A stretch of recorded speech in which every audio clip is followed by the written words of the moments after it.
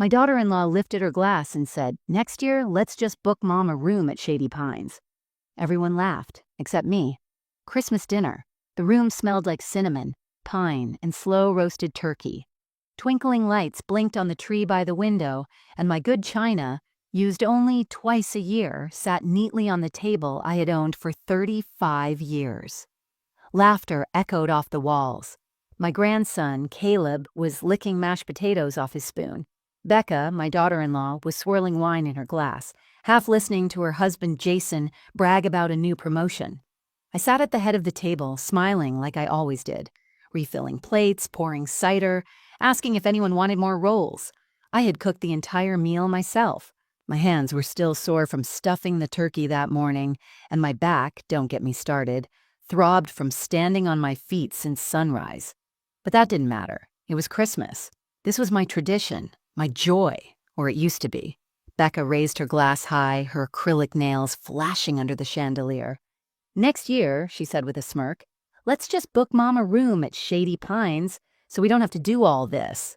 The room erupted in laughter, not just chuckles, laughter.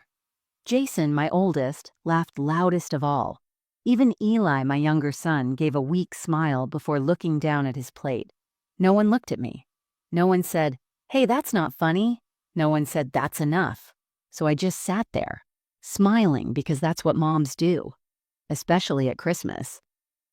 We smile, but inside me something quiet cracked. I looked down at the cloth napkin I had folded into a swan that morning, remembering how my husband Robert used to kiss the top of my head while I cooked. He would say, "No one makes a Christmas like you, Lorraine." He'd say it every year, even when he got sick, even when his voice grew faint. Now he was gone, and I was alone at this table, surrounded by people who called me Mom, but didn't really see me anymore. I watched as Becca laughed and clinked glasses with Jason. She'd taken over so much already. How the tree should be decorated, what music we should play, even what kind of pie I should make. "No more pecan," she said last year. "The kids think it's weird." They were my pies, my recipes, my house, my life, but somehow I had become the punchline. I glanced around the room. The same walls that once echoed with children's footsteps and Robert's Sunday humming now held a strange hollowness. The laughter felt sharp, not warm, like they weren't laughing with me, but at me. I caught Eli looking at me. His eyes were unsure. He opened his mouth to say something, but Becca tossed her hair and cracked another joke, and the moment vanished. And I realized something right then. They had stopped seeing me as a person. I was just a fixture now, like the old grandfather clock in the hall. Sentimental, dusty, easy to ignore. I looked back down at my napkin swan. That's when I made my decision. I didn't flinch, I didn't speak, I didn't say a single word. I simply tucked my hands in my lap and smiled through the burn in my throat. But that night, after the dishes were washed and everyone had gone home, I sat in the dark living room and opened my laptop. I didn't know exactly what I was looking for, just that I needed out, something new, something mine. That's when I saw it. A cruise, year-long, leaves from Miami in March, stops in Portugal, South Africa, Japan, Greece, a floating world. And I thought, why not? No one's going to stop me. Certainly not them. Before we start, let us know in the comments where you're watching from. Don't forget to like, share, and subscribe for more powerful stories. Before everything changed, my life had a rhythm. A comforting, quiet kind of rhythm. Like the ticking of the old clock in the hallway that Robert bought on our 10th anniversary.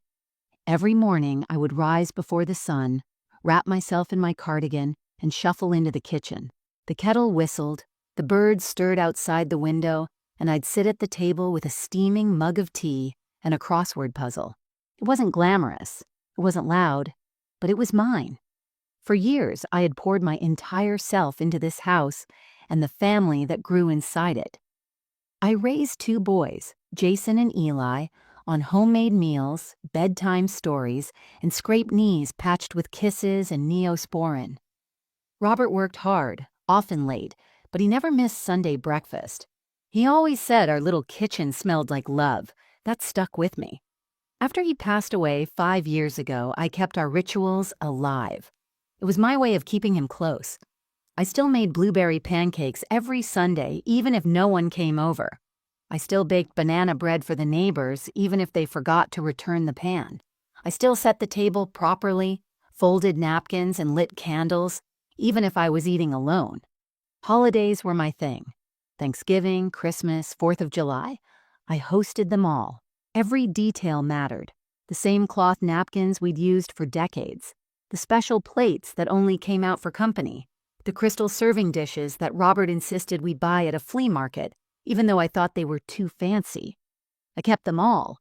I told myself these traditions meant something, that they anchored my sons even now that they were adults with their own lives. Jason had married Becca 8 years ago. She was polished, always on her phone, always managing things. She rarely asked me how I was doing, but I convinced myself that was just her way. Eli was gentler. He checked in often, sent pictures of his dog, called just to ask what I was reading. He hadn't settled down yet, too busy chasing art and meaning. But he never made me feel like a burden. They both said they loved me. They hugged me when they left. They said thank you. But lately something had shifted. It was subtle at first. Jason stopped asking for my lasagna on his birthday. Becca preferred ordering in. The grandkids, Maya and Caleb, started calling me Granny Lo, a name Becca said sounded hipper than Grandma Lorraine. I told myself it was sweet. I told myself it didn't matter, but it did. Still, I didn't complain. I told myself this was what growing older looked like. Stepping back, letting go. I reminded myself how lucky I was to still have my health, my home, and my garden. Ah, my garden. That little patch of earth out back was where I still felt most like myself. Robert and I had planted every inch of it together. Roses, peonies, tulips. After he died, I added a bird feeder. Every morning, robins and finches came to visit. I named one of them Alfred. He came back every spring. I used to believe that if I kept everything running, if I cooked and cleaned and smiled through the lonely moments, then my family would see me. Not just see me, but value me. Remember who I was. Not just a caretaker or a host, but a woman with a full heart and 1,000 memories tucked into every corner of this house. And every Christmas, when they walked through the door and took off their coats, I'd feel it again. That flicker of belonging. Like I was needed, like I still mattered. Last Christmas, Jason brought me a mug that said, "Best Grandma Ever." Becca brought wine. Eli helped me hang the stockings. Maya gave me a drawing she'd made at school, stick figures with giant smiles. "That's you, Granny Lo," she said. I hung it on the fridge. I thought, maybe I'm imagining things. Maybe I'm just sensitive because I'm getting older. Maybe it's me. But now, looking back, I realize I was clinging to a version of life that had already moved on without me. The house was still warm, the table was still set, but somewhere along the way I had stopped being the heart of the family and become the help. And I didn't even notice it happening. Not yet. It was Thanksgiving, just a month before that Christmas dinner, and I remember standing in my kitchen, apron on, hands dusted in flour, humming to myself as I rolled out the pie crust. I had made that pie every year for 35 years.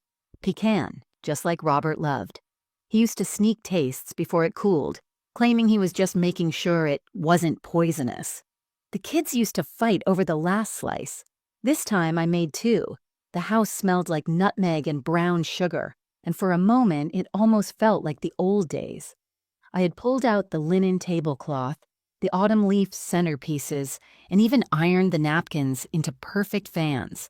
My knees ached and my back throbbed. But I was happy.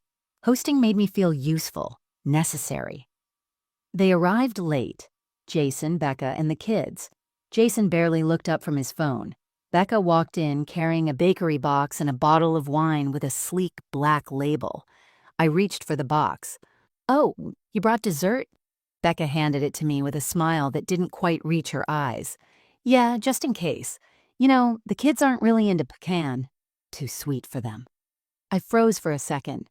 The pies were still cooling on the rack. I'd even added a drizzle of chocolate to one just for the kids. "Oh," I said, forcing a smile. "That's thoughtful." "It's no big deal," she said. "Just figured it might be easier if we simplified a few things. You don't need to knock yourself out anymore." That phrase stuck in my mind. You don't need to knock yourself out anymore. Jason was already in the living room flipping through sports channels. Eli hadn't arrived yet. The kids were running down the hallway, their little footsteps pounding against the hardwood I had polished just yesterday. Becca wandered into the dining room and began rearranging the centerpiece. She moved the candles I had carefully spaced and swapped my leaf arrangement for a sleek white ceramic vase from her bag. "I brought this from home," she said. "Minimalist is kind of the trend now." I nodded. My voice caught somewhere behind my ribs. As we sat down to eat, Becca brought out her store-bought pumpkin cheesecake and made a big show of how much Maya and Caleb loved it. The kids did what kids do. They picked at their plates and asked to be excused after a few bites.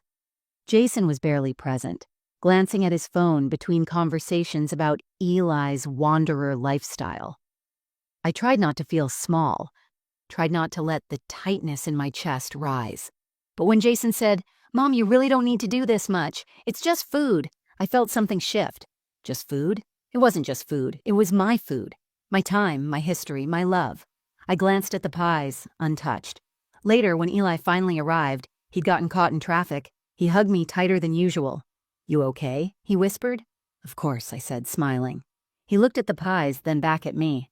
"You made the good stuff," he said, winking. And just like that, I felt better. For a moment. But the moment passed. It always did. That night, after everyone left, I stood at the sink washing dishes by hand. The dishwasher was running, but I liked washing the good china myself. The soft sound of running water, the steam rising, the clinking of plates. It was soothing. Until I picked up one of the dessert plates and saw a smear of pumpkin cheesecake across it. One of mine was still sitting whole on the counter. I thought about what Becca said. Too sweet. You don't need to knock yourself out. Minimalist is kind of the trend now. She had said it all with a smile, but it was the kind of smile that stings. That was the first time I allowed myself to wonder, was I being gently pushed aside? Was all of this, my care, my effort, becoming invisible? It wasn't a dramatic moment. No yelling, no tears, just a bakery box, a vase, a sentence here and there that made something inside me wrinkle. But looking back now, I see it for what it was. The first red flag, the first signal that the life I thought I still had, the role I thought I still played, was already fading. And I was the only one who didn't know it yet. The erosion didn't happen all at once. It wasn't a storm that blew through and destroyed everything in a day. It was slower than that, quieter, like water slowly wearing down a stone, one drop at a time. After Thanksgiving, the small comments started stacking up. Not sharp enough to confront, but just pointed enough to hurt. Jason and Becca stopped asking me for help with anything. The kids stopped coming to spend weekends at Grandma's. Becca started sending me meal delivery links, saying, "You shouldn't be cooking so much." She meant well, I think, but her words always came wrapped in something that felt like dismissal. I used to be the person they turned to, the one who held their world together. Now I was the afterthought, the optional extra. One afternoon, I showed up early to Jason's house to drop off a batch of Eli's old comic books for Caleb. I had told Becca I was coming, but when I arrived, she opened the door, surprised and visibly irritated. "Oh, I thought you meant later. We're kind of in the middle of something." I was holding a tin of homemade cookies and a stack of books tied with ribbon. I offered them anyway, trying to lighten the moment. I thought Caleb might get a kick out of these. His dad used to act out the voices. She barely looked at them. "Oh, well, we're trying to limit sugar, and Caleb doesn't really read yet. He's more of a tablet kid." I felt my smile falter. Just a beat. Then I nodded. "Of course. Well, I'll leave them here in case he's curious." She took them but set them on the side table like junk mail. I wasn't invited in. I sat in my car for a while afterward, hands resting on the steering wheel, watching the kids play in the yard through the window. No one waved. I was there, and somehow not there at all.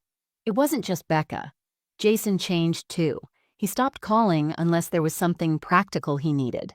Paperwork, insurance questions, the occasional, "Do you remember the password for Dad's old email?" His tone was efficient, distant, like I was part of the administration, not his mother. At first, I told myself they were just busy. Everyone gets wrapped up in their own lives. That's normal. I didn't want to be one of those mothers who guilt-tripped her children or made everything about her, so I swallowed it. Again and again. But it wasn't just the distance. It was the fact that when I did speak, when I offered an opinion, shared a memory, or tried to be part of a conversation, I was gently shut down. Jason would say, "Mom, not now." Becca would chuckle and say, "That's not really how things work anymore." Even the kids began to mimic it. One day, I offered to show Maya how to make my cinnamon rolls. She looked up from her iPad and said, "We can just buy them, it's faster." I laughed softly, but it hit me like a slap. I started to question myself. Was I being too sensitive? Was this just what aging felt like? I tried to adapt. I started texting more, using emojis, asking what shows they liked, but the responses were short, polite, distant. And then came the calendar. One morning, I noticed the family group chat had a new shared calendar. Becca had created it. Color-coded events, birthdays, travel plans, everything organized, but my name wasn't on anything. There were brunches, play dates, a ski weekend, Jason's business trip, Eli's art show. All of it marked, all of it shared. Not one of those dates had a reminder to visit me. Not one event was planned at my house. I wasn't part of the rotation. I sat on the couch staring at that calendar for a long time. The silence in the house felt louder than ever. No footsteps, no voices, just the steady tick of that old grandfather clock. That was the moment I realized it wasn't just about being busy. It wasn't even about forgetting. It was about phasing me out. One decision at a time, one forgotten call, one swapped out pie, one fewer visit, one closed door, and the cruelest part, it wasn't intentional. Not really. They didn't mean to hurt me. That's what made it worse. I wasn't worth the energy it would take to hurt on purpose. I was just fading, and no one noticed. Not even me. Until it was too late. The moment that broke something in me happened on Christmas Day. By then, I was already feeling the shift, those small slights that had been piling up like fallen leaves on my porch. Still, I told myself I was imagining it. Families tease. Daughters-in-law are different from daughters. Boys don't always notice the details. I'd repeated those lines to myself like prayers, but nothing prepared me for that dinner. The day began the way it always did. I was up at 6 a.m., same as every year, pulling the turkey from its brine and rubbing it with herbs. I wore the apron Robert gave me decades ago. Faded now, the embroidery fraying, but sacred. I set the table using the old china we'd saved up to buy after our first tax return.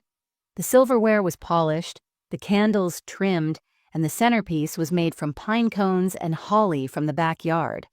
I even set out the nutcracker statues the kids used to fight over. No one commented on the details. No one noticed that I'd placed their favorite dishes near them. Jason's stuffing, Becca's cranberry chutney, the mac and cheese Eli once called the only food that ever cured heartbreak. I remembered it all. They didn't have to ask. I just did it, because I loved them. The house buzzed with voices as everyone arrived. Maya and Caleb dropped their coats on the floor. Jason followed behind, already talking about football. Becca air-kissed me on the cheek and handed me a bottle of rose. "Trader Joe's, it's drinkable." She said it like a joke, but my hands were full of hot trays. I had to shift the weight and smile at the same time. Dinner was served at 5 sharp. I carved the turkey myself. Jason was mid-story about a presentation he gave at work, and Becca kept scrolling through photos on her phone, showing Maya new nail designs. No one asked how my morning was. No one asked if I needed help clearing the dishes between courses, and then it happened. We were halfway through dessert, my homemade bread pudding with warm vanilla sauce. Becca put down her fork, dabbed at her lips with a napkin, and held up her wine glass. "To next year," she said, raising her glass like it was a toast. Everyone lifted their glasses automatically. "Next year," she said again, smirking, "let's just book Mom a room at Shady Pines and spare her all the effort." Jason laughed, loudly. Eli smiled, but awkwardly. He looked at me for a beat, then quickly looked away. The kids laughed too, though they didn't even understand the joke. They just followed their parents' cues. And there I was, still holding the gravy boat, still standing next to the table like a waitress at a restaurant she used to own. The room spun in a haze of chuckles and clinking glasses. It felt like watching a sitcom laugh track from underwater. I stood frozen. No one saw my fingers tighten around the porcelain. No one noticed that I hadn't laughed. Not even a smile. Just a fixed expression. A face I'd practiced in the mirror the day Robert died, so the kids wouldn't see me break. I set the gravy down quietly, and I sat. Not at the head of the table. I had given that seat to Jason when he became the man of the family.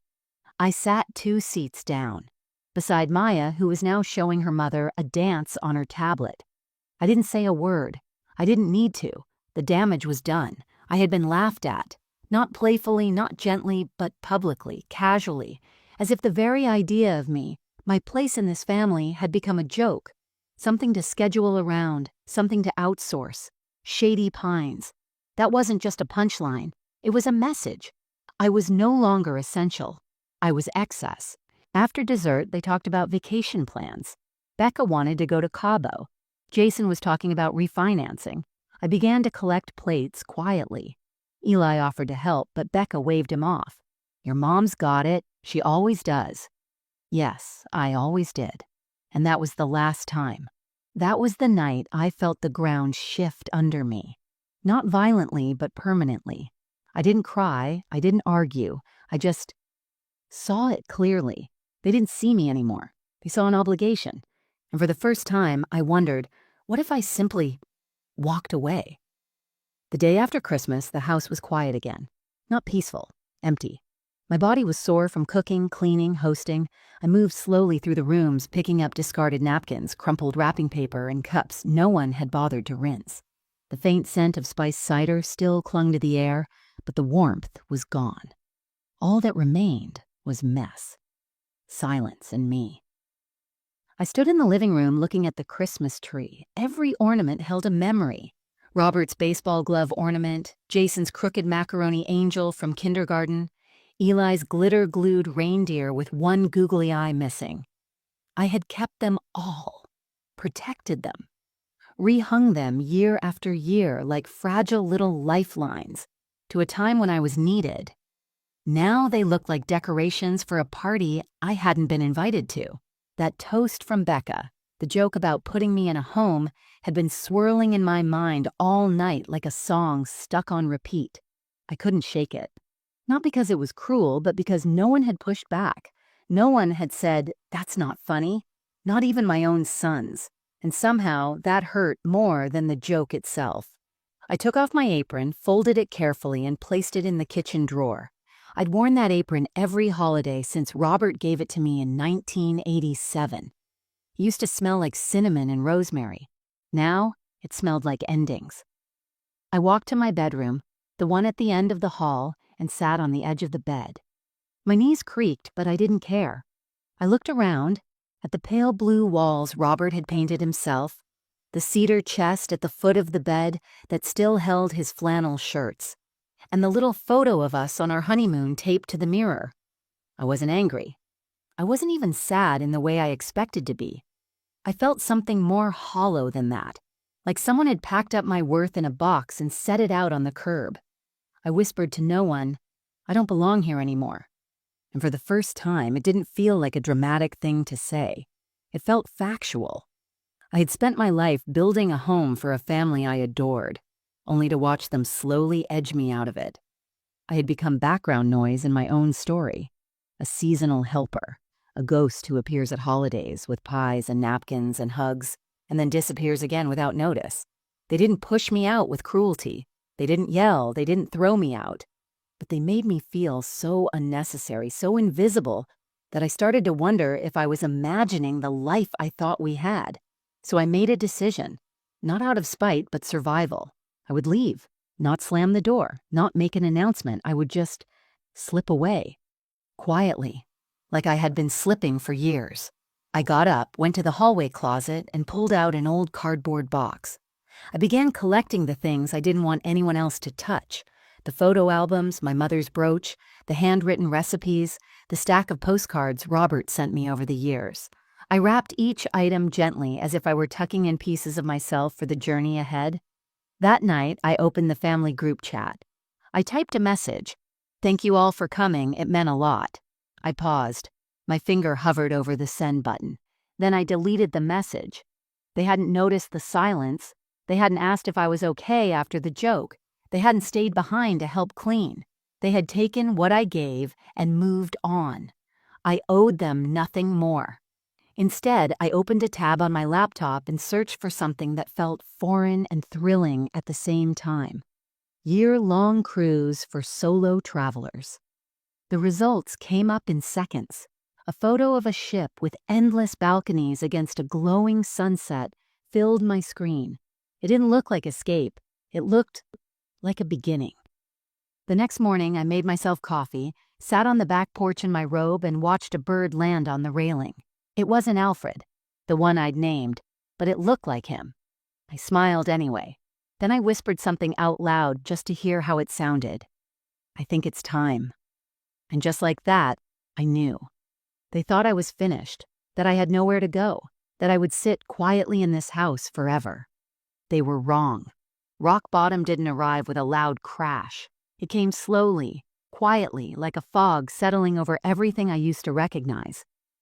A few days after Christmas, I walked into the kitchen and forgot why I was there. I just stood in the doorway, clutching the edge of the counter, staring at the fridge. The same fridge that once held crayon drawings and grocery lists and photos of my boys in Halloween costumes, now empty, except for a calendar with no events written on it and a magnet that said, "Bless this mess."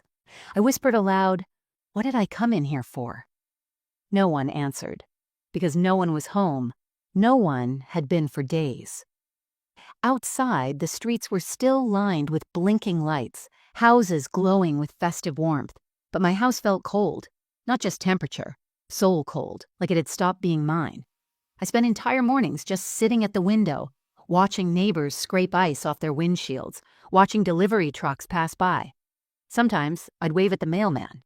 He never waved back. Maybe he didn't see me. I found myself talking to Robert more often. His photo sat on my nightstand next to the little clock he once fixed with super glue. I'd touch the frame and whisper updates. "They laughed at me this year," I told him. "Becca said I should go to a home. Jason laughed too, even Eli. He just looked away." I didn't say it for sympathy. I just didn't want to carry it alone. Grief, when it first hit, was sharp and loud. I remembered those first few months after he died, how the bed felt too big, how I kept reaching for his hand at night. But this grief was different. It wasn't about losing him. It was about realizing I was now invisible to the people I raised. And that realization hurt in a way I can't fully explain. I tried to keep busy. I rearranged the pantry, cleaned out old drawers, took 3 bags of unused clothes to the donation center. But afterward, I sat in the driveway for 20 minutes, crying into my steering wheel. Not because I missed the clothes, but because no one had asked where I was. Not Jason, not Becca, not even Eli. I was fading, and they didn't even notice. One night, I lit a fire in the fireplace and made myself a small dinner, just soup and toast. I set the table, folded the napkin, and poured myself a glass of wine. I sat down alone across from Robert's empty chair. The room flickered with firelight. The soup cooled. I raised the glass toward his photo. "Cheers," I said quietly. Then I lowered it without drinking. The silence pressed against me. I felt the weight of the years, decades of giving, cooking, organizing birthdays, sewing Halloween costumes, staying up late with fevers, cheering from bleachers, hosting Thanksgivings, holding the family together through funerals and job losses and pregnancies. All of it had led to this moment. Alone. Cold soup. A joke about a nursing home. That night, I had a dream I was walking through the house. But it was hollow. The furniture was gone. The walls were bare. I walked from room to room, calling out, "Is anyone here?" But there was no answer. Just echoes. I woke up gasping, my hands gripping the edge of the sheets, my heart racing. I looked around the room, still full of my things, still painted blue. But it didn't comfort me, because I finally understood something. It wasn't just about the house, or the traditions, or the jokes. It was about feeling erased, not hated, not resented, erased. I was no longer the center of anyone's orbit. I had become a faded photograph in the background of their lives. And if I disappeared completely, I wasn't sure anyone would notice until the next holiday. That morning, I didn't make tea. I didn't open the blinds. I just lay in bed and let the sadness settle into me like dust on untouched shelves. This was my rock bottom. Not dramatic, not tragic, just unbearably quiet. But rock bottom has a strange way of showing you the truth. It's the place where denial can't survive, where you stop telling yourself stories and start asking harder questions. And for the first time, I asked myself, if this isn't living, then what am I still doing here? It started with the attic. I hadn't been up there in years. The pull-down ladder groaned as I opened it, the smell of dust and cedars hitting me like a wave of the past. I don't know what made me go up that day. Maybe it was the silence in the house. Maybe it was the dream I'd had the night before. Robert calling out to me, his voice echoing from a hallway I couldn't find. Or maybe I just needed to feel like something in this house still mattered. The attic was colder than I remembered. Cobwebs hung like drapes across old boxes, and the light bulb overhead flickered when I pulled the string. I moved slowly, careful not to trip over anything. My knees weren't what they used to be. I passed by Christmas decorations, old coats, stacks of newspapers tied with twine. Then I spotted it. A small wooden chest pushed behind a crate of Robert's college textbooks.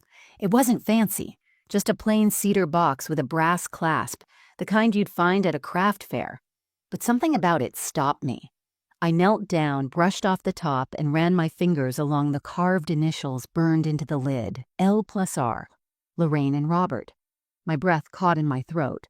I opened the clasp slowly. The hinges creaked in protest. Inside was a stack of papers yellowed with age and one faded photograph, a picture of us on a cruise ship maybe 30 years ago. Robert had his arm around my waist, my hair blowing in the wind, both of us squinting against the sun, laughing. I remembered that moment. He had just spilled a margarita on his shirt and tried to blame the waiter. Underneath the photo was an envelope. It was addressed to me, in Robert's handwriting, for when you feel like you've forgotten who you are. I froze.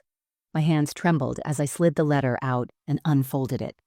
The paper was soft, worn at the edges. His handwriting, strong, slanted, familiar, leapt off the page like a voice I hadn't heard in too long.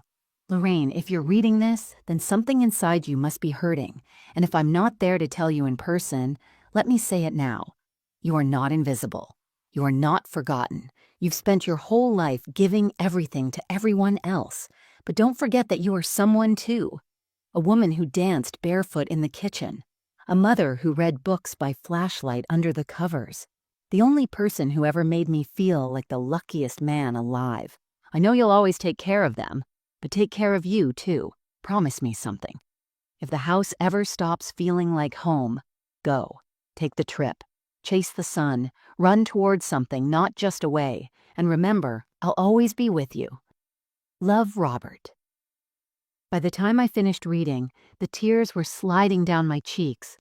Not sobs, just quiet tears. The kind that feel like a release, like recognition. I stayed there on the attic floor for a long time, holding the letter to my chest, listening to the creaks of the house and the wind tapping softly against the window. I wasn't sure what hit me harder, the tenderness of his words or the fact that he'd known. All those years ago, he had somehow known that I would need to be reminded of who I was. And for the first time in months, maybe even years, I felt seen. I sat back and sifted through the rest of the box. Beneath the letter was a smaller envelope labeled Deed House. I opened it and scanned the paper. The house wasn't in both our names. It was in mine, solely mine. I didn't even remember when we made that decision. Robert handled the paperwork after his second surgery. I trusted him with everything. Now it felt like he'd given me something more than just property. He'd given me a key, a choice. I tucked the photo, the letter and the deed back into the box and carried it downstairs like it was made of glass. I placed it on my nightstand. That night, I didn't sleep, not because I was upset, because I was awake in a way I hadn't been in a very long time. I wasn't just a mother or a widow or a joke around a dinner table. I was Lorraine, and Robert hadn't forgotten, so why had I? Something changed in me after I found that letter. It wasn't loud or dramatic. It wasn't a sudden burst of strength or a Hollywood-style transformation. It was quieter than that, like a single lamp turned on in a dark room. A small, steady light inside me that had been off for far too long. I woke up the next morning before sunrise, as I always did, but instead of going through my usual motions, tea, toast, reading the news, I stood by the bedroom window and just watched the sky. The world was still, the sky beginning to shift from deep purple to pale gold. I held Robert's letter in my hand, rereading each word slowly like a prayer. That phrase echoed in my chest. Run towards something, not just away. For months, maybe years, I'd been shrinking, not just in the eyes of my family, but in my own. I'd stopped seeing myself as a woman with dreams, with agency, with desires outside of being useful. My routines had become a disguise. I had become the background of my own life. But that morning, I looked at my reflection and saw something else. I didn't see Johan's Granny Lowe, the woman they teased about forgetfulness and casseroles. I saw Lorraine, the woman who once danced barefoot in the rain, the woman who talked Robert into buying a beat-up sailboat for $300 and spent 3 summers fixing it up just so they could sail on Lake Michigan. The woman who raised 2 boys, worked part-time jobs, volunteered at the library, and still found time to handwrite birthday letters. She hadn't disappeared. She'd just been buried, under casseroles, calendars, and years of being mom. I walked into the bathroom and stared at myself in the mirror. My hair was thinner now, silver at the roots, but my eyes, those same hazel eyes Robert always said held too much fire to sit still, were still there. I took a pair of scissors from the drawer and trimmed my hair myself. Nothing fancy, just cleaned it up.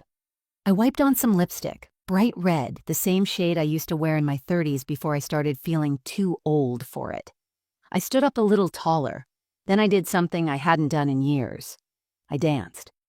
Right there in the kitchen, barefoot on the cool tile floor, I turned on the old radio and let the music fill the space. Otis Redding, the same record Robert would play when we had something to celebrate. I didn't cry, I didn't overthink it. I just moved. My hips still remembered. My feet weren't as quick, but they followed along. The kettle started to whistle. I turned it off, still swaying. I was alive. Later that day, I opened my laptop again and went back to the cruise site. Not just to look this time, to plan. A year-long world cruise. Ports in Italy, Morocco, Greece, South Africa, Australia, Chile.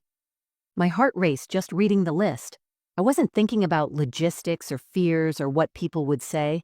I just thought, what if I actually did this? Not because I was running away from my family, but because I wanted something more. Because I deserved something more. For decades, I'd spent every ounce of myself making life easier for other people. And now, no one was looking out for me. But Robert had. Even from the other side of life, he had known I'd need this moment, that I'd need a reason to choose myself again. And I did. That day, I didn't text anyone. I didn't call Eli. I didn't drop hints in the family group chat. I didn't need their permission. I made a pot of soup, read a chapter of the novel I'd started 6 months ago and abandoned after 3 pages. And then I took out a pen and notebook. At the top of the page, I wrote, "What do I want?" The list didn't come easy at first, but then, like the sea finding its tide, it began to rise. See the northern lights, stand on the deck of a ship at sunrise, learn to dance, salsa, eat something I can't pronounce, write a letter to myself every week, laugh without worrying who hears it, live like I matter. That last one, I circled it twice. It wasn't a revolution, it wasn't revenge, it was something deeper. It was remembrance of who I was and who I still could be.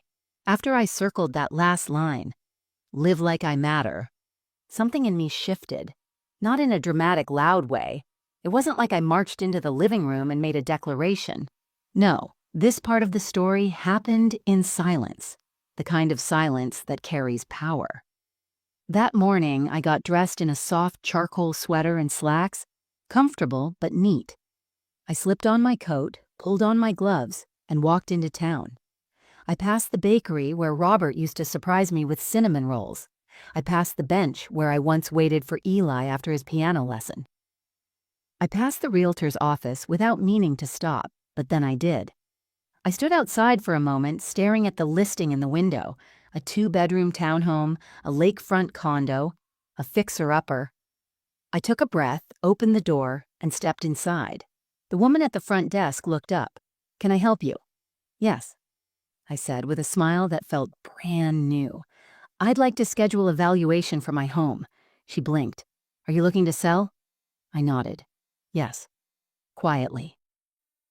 We set a time. The next week. I left without taking a brochure. No one in my family knew. That was the first step in a dozen small ones, each one deliberate, each one mine. Back at home, I began going through closets, not to tidy or rearrange, but to prepare. I started sorting my things. What would I keep? What would I donate? What would I leave behind? The things that mattered. Robert's letters, the photo albums, the embroidered recipe cards.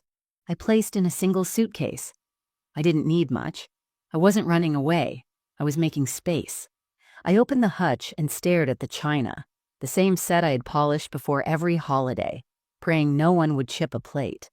I ran my fingers along the edges, then closed the cabinet doors gently. Let someone else worry about it now. In the evenings, I sat at the kitchen table with my laptop. I researched the cruise. I watched videos of people on deck, sipping coffee as whales surfaced in the distance. I read reviews. I studied the itinerary. I made lists, visas, vaccinations, currencies, and I called the cruise line. A woman named Candace picked up. "How can I help you today?" "I'm interested in booking your year-long voyage," I said calmly. "Wonderful. Do you have any preferences on cabin class?" "I'd like a balcony," I said, "and not at the bottom." We went through the paperwork together. I gave her my information. When she asked if anyone would be joining me, I said, "Just me." She paused, then said, "That's kind of incredible." "I think so too." I booked the cruise, paid in full, no financing, no deposits, just one click and it was real. Then I printed the confirmation and slid it into a folder labeled "For Me." I didn't change anything about my public life. I still answered texts. I still sent birthday cards. I still showed up for Sunday dinner at Jason's house 2 weeks later and brought a peach cobbler that no one touched. I didn't mind. I was already halfway gone. Becca commented that I looked different. "Did you do something to your hair?" "Trimmed it," I said. "Felt like time." Jason didn't notice at all. Eli did. He hugged me tighter than usual. "You okay, Mom?" "I'm good," I said. And for the first time in a while, it was true. I didn't need them to ask me to stay. I didn't need them to understand. What I was building didn't require their approval. It required only me. Each day, I continued preparing. I sold small things online, my wedding china, the antique lamp Robert's aunt left us. I packed up the guest room and turned it into a staging space. I met with a quiet, kind real estate agent named Marla, who promised to keep everything discreet. "The house won't stay on the market long," she told me, "especially with it fully paid off." "That's fine," I said.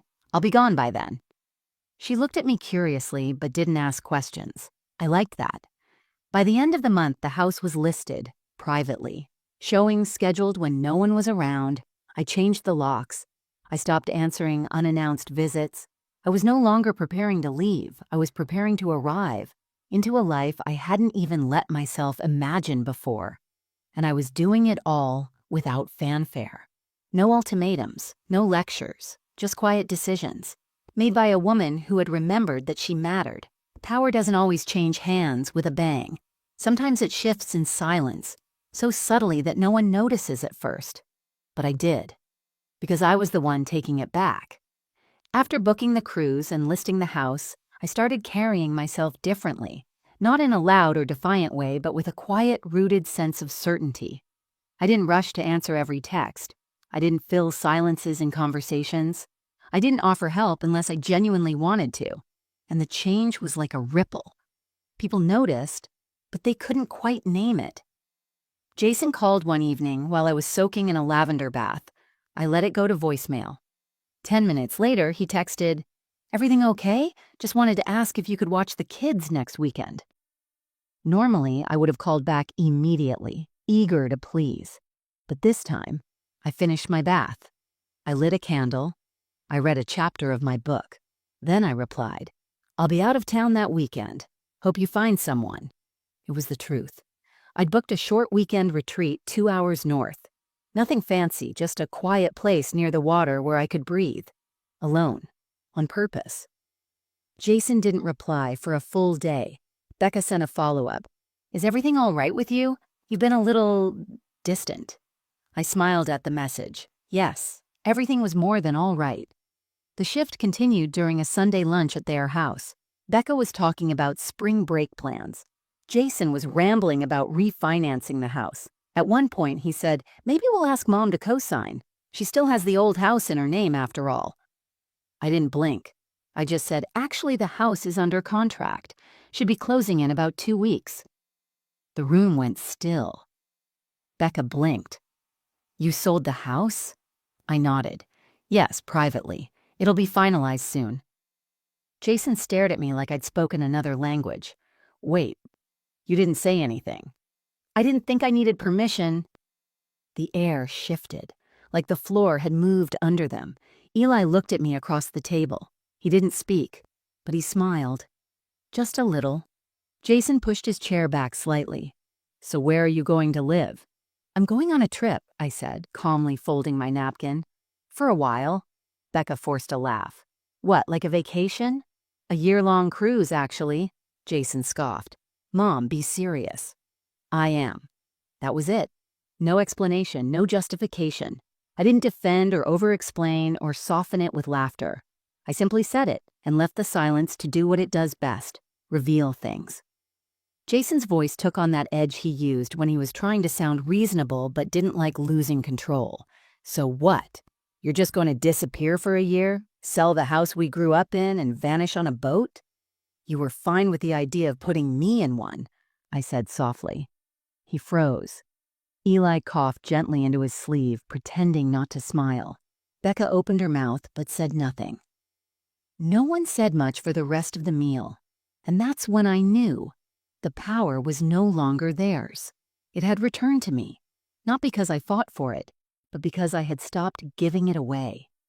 Later that week, Marla, my realtor, called to confirm the closing date. "It's all official," she said. "You're free." Free. What a word. That night, I took a walk through the neighborhood. I passed the tree where Jason fell and broke his arm when he was 8. The corner where Robert used to wave at passing cars just to be friendly. I passed the garden I had once tended like a sanctuary.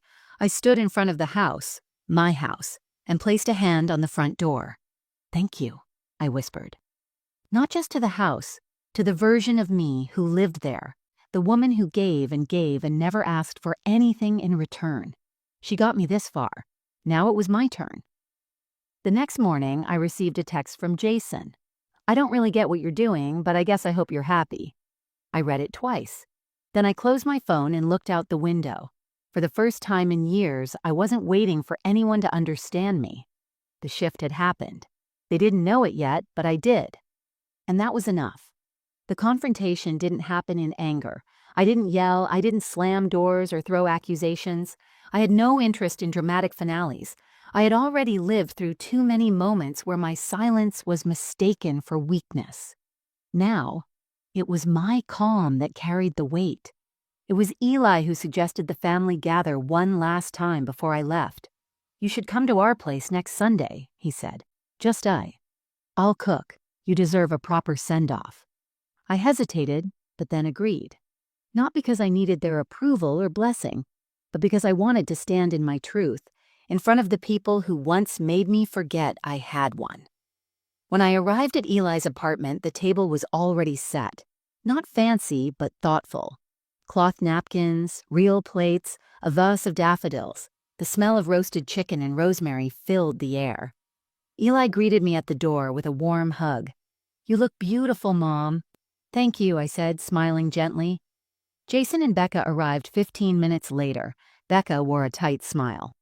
Jason looked uncomfortable. I could see the tension in his shoulders. He hated not having the upper hand. We sat, we ate, we made small talk. No one mentioned the cruise. No one brought up the house. It hung in the air like smoke from a fire everyone pretended wasn't burning. After dessert, chocolate cake with fresh berries, I took a breath and stood up. Eli started to clear plates, but I touched his arm and shook my head. "Can I say something?" I asked. Everyone looked at me. Becca sat back, folding her arms. "I want to thank you," I began. "All of you, for coming today and for every memory we've shared, for letting me be part of your lives." Jason looked confused. "Mom, what?" I held up a hand. "But I also want to tell you that I'm not coming back." Silence. "I leave in 3 days. The cruise is booked. The house is sold. My things are already packed. There's nothing left to organize, nothing left to manage." Becca frowned. "You're really going through with this?" "I already have." Jason blinked. "Why didn't you talk to us first?" "Because talking didn't seem to matter much before," I said, still calm. "When Becca joked about putting me in a home and everyone laughed, I saw how little I meant to this family outside of my usefulness. And that was the moment I decided I'd never sit at a table like that again." Becca's eyes darted toward Jason. "It was a joke." "I know," I said, "but jokes often tell the truth." Jason ran a hand through his hair. "So you're just leaving? That's it?" "No," I said. "I'm not just leaving. I'm choosing something. I'm choosing myself. For the first time in decades, I'm not asking what everyone else needs. I'm asking what I want." "And what is it you want?" Becca asked, her voice sharper now. I turned to Eli. "To stand on the deck of a ship and watch the sun rise in a place I've never been.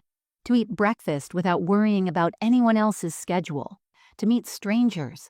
To dance again. To live like I'm still alive." Eli smiled, his eyes glassy. Jason sat back in his chair, stunned. "And the house?" he asked finally. "Gone," I replied. "Closed last week." He let out a slow exhale. "So no family dinners, no holidays at home?" I shook my head. "That chapter's done. I loved it. I gave it everything. But I can't keep hosting a life that doesn't include me." Becca spoke next, her voice unusually quiet. "I didn't know you felt that way." "I'm not blaming you," I said.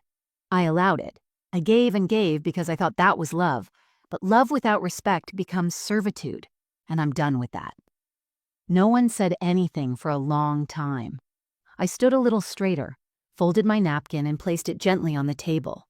"I'm not angry," I said. "I'm not bitter. I'm just free." Then I turned to Eli, kissed him on the forehead, and whispered, "Thank you." And I walked out of that apartment without looking back. Not because I didn't love them, but because I finally loved myself more. 2 weeks after I boarded the ship, while I was sipping tea on a deck chair and watching the Atlantic stretch endlessly in every direction, I got the call. Well, technically a voicemail. It was Jason. "Mom, we need to talk about the house. We didn't know you were serious. Can you call me back, please?" I didn't. Not right away. I let the ocean breeze wash over me, let the warmth of the sun settle into my skin. I hadn't felt this light in years. My body was still learning what it felt like to exist, without tension, without constantly waiting to be needed, judged, or ignored. But I knew, in that moment, what the call was really about. Not concern, not connection, panic. Later that evening, I opened my messages. There were 3 more missed calls and 2 texts. Jason: "Mom, we need to talk about the equity in the house." Becca: "Did you seriously sell it without even discussing inheritance? You could have talked to us." I stared at the screen. Inheritance. There it was. They hadn't seen me, but they'd seen the house. My home. The one I'd scrubbed, painted, restored, and protected through every storm. Suddenly, it mattered. Now that they realized, it wouldn't be waiting for them. I took a deep breath and called Jason. He answered on the first ring. "Mom, finally." "Hi, Jason." "You sold it," he said, skipping pleasantries. You really sold the house?" "Yes," I said calmly. "It belonged to me. But we grew up there. You should have told us, given us the option." "You had every chance," I interrupted gently. "For years, you made it clear it wasn't my home anymore. Not really. Becca changed things. You moved the holidays. I became the background. And when I stood in that kitchen, listening to you all laugh about putting me in a home, it was clear. The house wasn't ours, it was mine, and I decided to let it go." There was silence on the line. I let it stretch. Jason finally said, "You didn't even ask what we wanted." "No, Jason," I replied, voice steady, "because you stopped asking what I wanted a long time ago." I could hear his frustration simmering. "So you're just done with us?" "I'm not done with anyone," I said, "but I'm done giving pieces of myself away in hopes that someone will finally say thank you." Another pause. Then came the words I knew were coming. "Becca's dad is furious. He said you should have left the house in a trust or something. You just threw away our future." There it was, laid bare. The truth. It had never been about me. It was about what they expected to inherit, what they assumed they deserved. I let out a soft laugh. "Your future, Jason, is something you build, not something you wait for your mother to leave behind."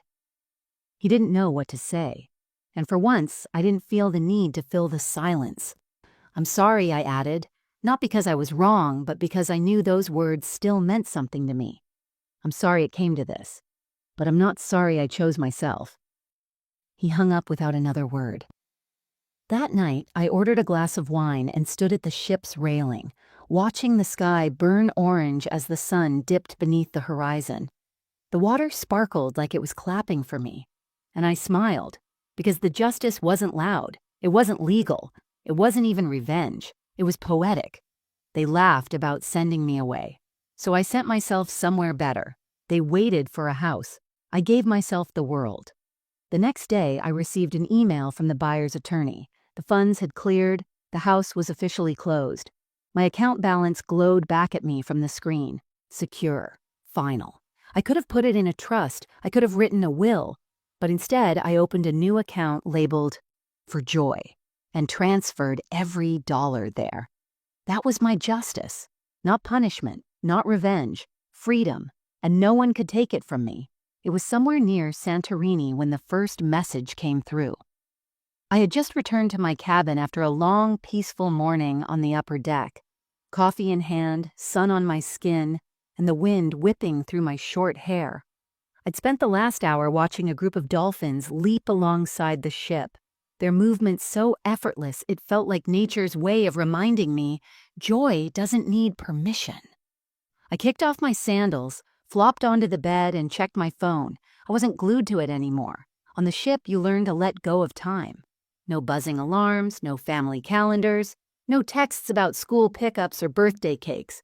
Just moments, stretching long and slow like the sea itself. That's why the notification surprised me. From Eli. "Hey Mom, I saw a photo on Facebook. Someone tagged the cruise line and I thought I saw you in the background, smiling, holding a drink. Was it really you? You look happy. I hope you are."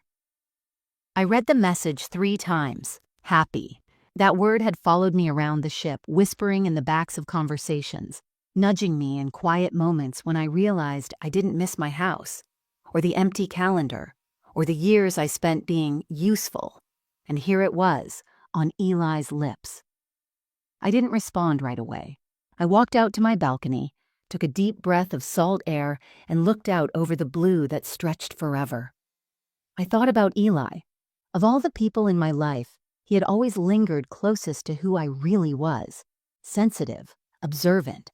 He'd noticed the silences others ignored. He didn't speak in grand gestures, but in small, consistent kindnesses. A squeeze on the shoulder, a thoughtful check-in, the way he always asked if I was really okay, not just fine. I typed back, "It is me. And yes, I'm happy. The kind of happy that doesn't need to be explained." He replied a few hours later, "That makes me cry a little. I'm sorry I didn't say something sooner. I should have said something at Christmas, or before. I'm proud of you, Mom. Truly, you deserve the whole world." It was the first message I received that didn't ask for anything. He didn't ask where I'd gone or what I'd done with the house or if there'd be anything left for later. He just honored my joy, and that mattered. A few days later, another message came, still from Eli. I told Maya about the cruise. She wants to know if you've met a pirate yet. I laughed out loud, alone on my balcony. I sent back a photo of myself in a wide-brimmed straw hat, holding a coconut drink with a tiny flag sticking out of it. No makeup, just sun-kissed cheeks and bare joy. Tell her I'm still looking. The nice ones are taken. Then I paused and added, tell her I miss her, but I needed this. His response came fast. She misses you too, but she smiled when I showed her your photo. I think she gets it, and I think I do too. Another day passed. Then, next year, maybe I'll join you. Not for the whole thing, just for a week, just to sit and watch dolphins and not talk if we don't want to. I read that message lying in a hammock between two poles on the lower deck. Warm breeze brushing against my skin, steel drum music playing faintly from somewhere nearby. I didn't reply right away. I didn't have to, because something had shifted again, this time not in me, but in him. He wasn't trying to bring me back. He was meeting me where I was. That was the difference. Jason hadn't messaged again. Becca certainly hadn't, and I was okay with that. Not because I didn't love them in some way, but because I no longer needed their understanding to validate my choice. Some people return with apologies, some with explanations, but the best ones, they return with respect. Eli didn't come back asking for the house. He came back recognizing my soul. That was the only kind of reconnection I had room for now. The sun was just beginning to rise over the Indian Ocean when I stepped onto the balcony of my cabin. The air was warm, salted, and still. That golden hour light, the kind that makes everything feel eternal, stretched across the water, painting it in ripples of gold and soft fire. I held a cup of coffee between my hands, breathing in the quiet. No buzzing phone, no to-do list, no footsteps overhead or someone calling my name. Just me, the sea, and the whisper of wind through the railings. It was the kind of stillness I hadn't known in decades. Not just physical stillness, but the kind that reaches deep into your spirit and settles there. This was the life I'd chosen. And for the first time, I wasn't trying to go back. Not to my house, not to the woman who lived in that kitchen with an apron tied too tight around her waist and a smile she wore like armor. Not to the calendar filled with other people's needs. Not to the woman who was laughed at while she served dessert. That woman brought me here, but she didn't board the ship with me. I've thought a lot about her these past few months, about all the versions of me I've been. The young wife who danced with her husband in the kitchen, the exhausted mother who stayed up through every fever, the host who poured wine for people who no longer asked how she was really doing, the grandmother who quietly left the room when the jokes cut too deep. And I've forgiven her. She did the best she could. She gave and gave until she had nothing left. She waited for someone to hand her permission to live differently. But in the end, she gave it to herself. I've also thought about Robert. Sometimes, when the boat rocks gently in the night, I imagine him next to me. I can almost hear him chuckle. "Took you long enough, Lo." I imagine his hand resting on mine, our fingers laced together, watching the stars from the balcony. He was the one who reminded me that I still had more life left to live. That letter in the attic, that was his final gift. Not the deed, not the advice, the reminder that I am more than what I've given, more than how I've served, more than who I've belonged to. I am me, Lorraine. Not Mom or Granny Lo or the lady who brings pie, just me, and that's enough. The ship pulled into a small port in Zanzibar the following morning. Locals waved from the docks. Music played somewhere in the distance. I watched as couples and families disembarked, maps in hand, excitement on their faces. I didn't rush. I'd stopped rushing. Instead, I took out a small journal, one I'd started on day one of the voyage. I flipped to the last page and wrote a single sentence. I no longer need to be remembered, because I finally remember myself. I closed the book and smiled. Behind me on the small desk sat a postcard, not sent yet. It was for Eli. On the front was a photo of the ocean under a full moon. On the back, I had written, "I don't know where this journey ends. But for once, I'm not chasing an ending. I'm living the middle. Come visit when you're ready. I'll be the woman dancing on the deck with the wind in her hair." No one else needed a postcard. They had already chosen what mattered most to them. And so had I. That evening, I found a spot at the back of the ship as it pulled away from shore. The sun was setting behind us, casting long shadows across the water. I leaned against the rail, feeling the soft thrum of the engine below my feet, and let my eyes close. This was freedom. Not a dramatic escape, not a revenge story, just the slow, steady reclaiming of a life. Mine. And as the ship drifted farther into the horizon, I whispered softly to the waves, "Thank you for waiting for me."